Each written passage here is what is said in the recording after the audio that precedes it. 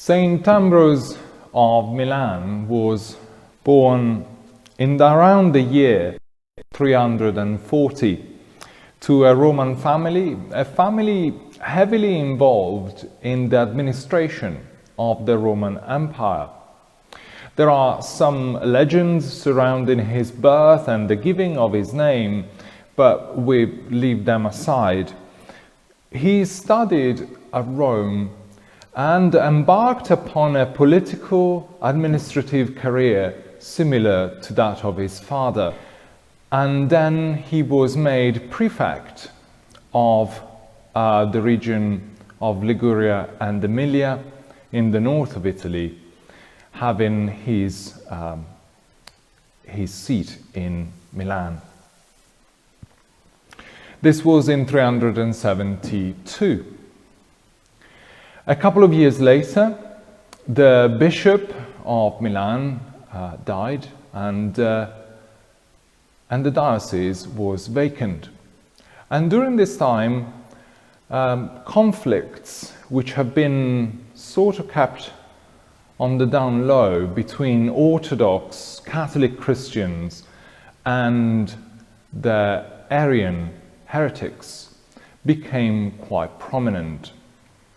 As prefect, Ambrose did his best to establish public order and to work for peace between the two rival factions who each wanted to appoint the next Bishop of Milan. The work Ambrose did impressed so much the people of Milan, who, story goes, gathered outside his palace and shouted, "Ambrose Bishop." Whether it went exactly like that or not, we don't quite know. However, it is certain that with pressure from the people of Milan and from the emperor, Ambrose decided to accept and become the next bishop of the city. There was a problem. Ambrose was not even baptized. He was a catechumen, so he was preparing for baptism and delaying it to later and later in life. But that did not dissuade the people, and that did not dissuade the emperor. In one single week, Ambrose was baptized, ordained to the minor orders, ordained deacon, priest, and bishop, and took the position of Bishop of Milan on the 7th of December, 374.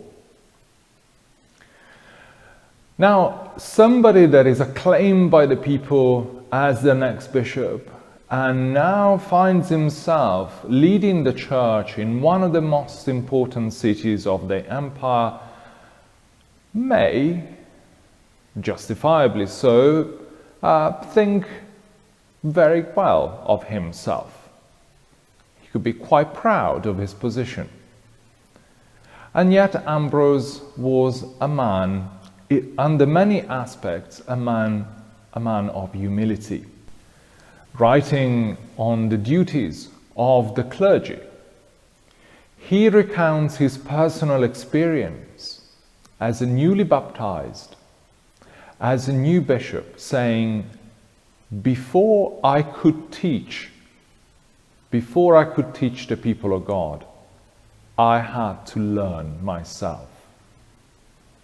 It sounds pretty obvious. Of course you have to learn before you teach. But he admitted so and willingly said, I had to learn like you. He played a key role in the conversion of Saint Augustine, and indeed he baptized Saint Augustine. He was a diligent shepherd of his people, and he also was unafraid or unimpressed of other people's rank and position.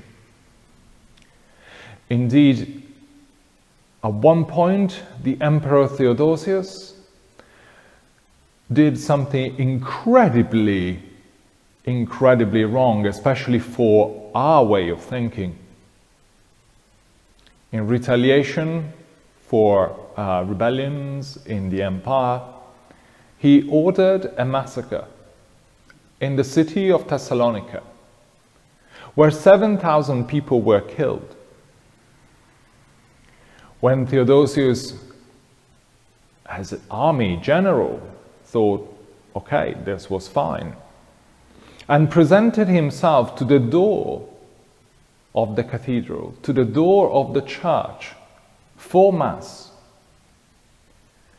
Ambrose did not let him in, because his behavior was not the behavior of a Christian. So he forbade the emperor from coming into church and ordered him to make public penance and show himself as a new man. Eventually, months later, Theodosius did so, and he was welcomed back by Ambrose in the church. In Ambrose we see a person completely transformed by the grace of God at work in him. Somebody whose life was completely changed by a call to ministry within the church. But a person that once he embraced that call, gave to it everything he had. And lastly, we should say something important perhaps for our times, which in the West are times of relative peace for the Christian faith.